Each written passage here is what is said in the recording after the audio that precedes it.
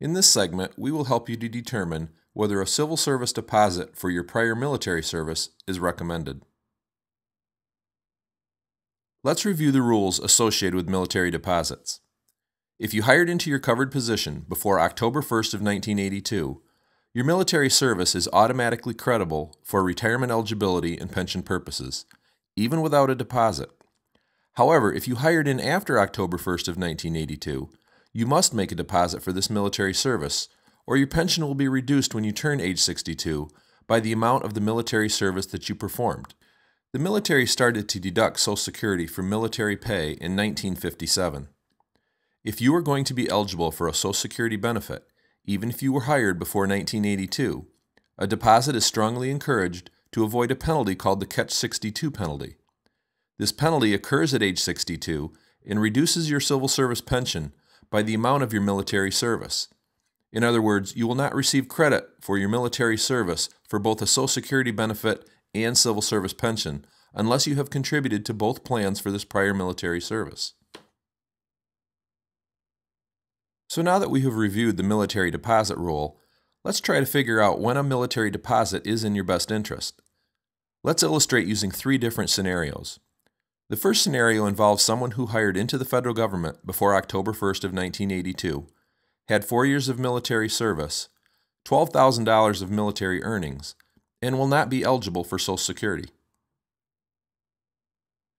In this example, the employee had $12,000 of military earnings. The original deposit owed to the civil service pension is 7% of these earnings, or $840. The employee neglected to make the initial deposit, and since that time the deposit has incurred a little over $3,000 of additional interest, bringing the total deposit owed at retirement time to $3,937. The question now is, does it make sense to make this deposit? Since the employee hired in before October 1st of 1982, the key issue here is that the employee is not going to be eligible for Social Security before he or she retires, and most importantly does not anticipate earning enough credits while retired to be eligible for a Social Security benefit in the future. In other words, the Catch-62 military penalty will not apply, and the pension will not be reduced at age 62 if a deposit is not made. So if there will be no reduction as a result of not paying a deposit, then what would be the rationale for making the deposit in the first place?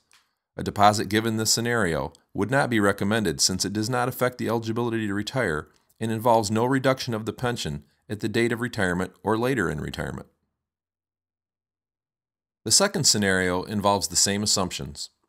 However, in this scenario, the variable that has changed is the eligibility for Social Security. In this example, the employee is eligible for Social Security at age 62. Like the first hypothetical scenario, the total deposit owed at retirement time is $3,937, and again the critical variable is that the employee is eligible for Social Security. So given this added variable, does it make sense to make this military deposit?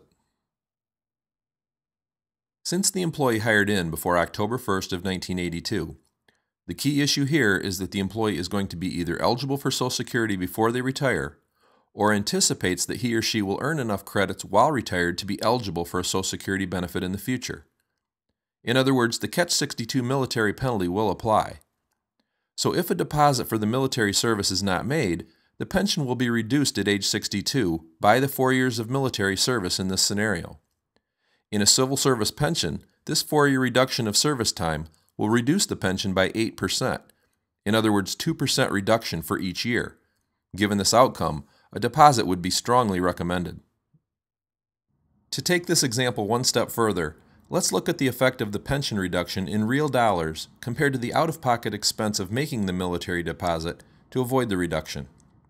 If an employee has a $60,000 high 3 average salary with 30 years of actual service and 4 years of military service, the general civil service retirement formula, assuming the deposit is made, would yield a pension of $38,550. By contrast, a civil service pension where the deposit is not made, by rule will still yield the same pension. However, at age 62, when the employee becomes eligible for their Social Security benefit, the Catch-62 penalty will apply and the 4 years of military will be removed from the equation, thus yielding a pension 8% less. So when you consider the $4,800 difference in pension per year, the required military deposit of $3,937 appears to be a strong recommendation. The last scenario involves the same assumptions as the last two scenarios, with the exception being that the employee was hired after October 1st of 1982.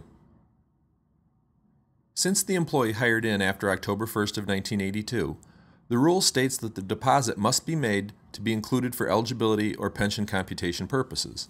So unlike our previous scenario, where the employee hired in before October 1st of 1982, Social Security eligibility or the Catch-62 penalty are not issues relevant to whether a deposit should be made. Quite simply, if a military deposit is made, the service time will count toward eligibility to retire and will be used in the computation of the pension.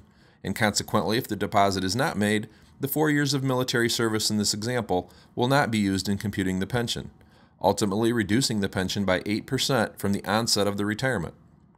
The Catch-62 penalty is irrelevant in this scenario since a deposit is required to get any pension credit for the military service.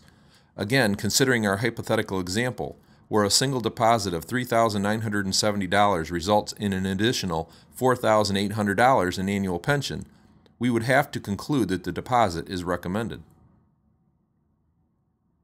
Thank you for watching this segment. Before making any changes to your benefits, we encourage you to consult with an advisor who has an expertise in federal benefits planning. Whether you are interested solely in our consulting services or are in need of a financial advisor with a federal benefits expertise, we can help. Simply click on the Request for Help on the homepage to contact our team of experts and begin to receive the information critical to your federal benefits and retirement planning.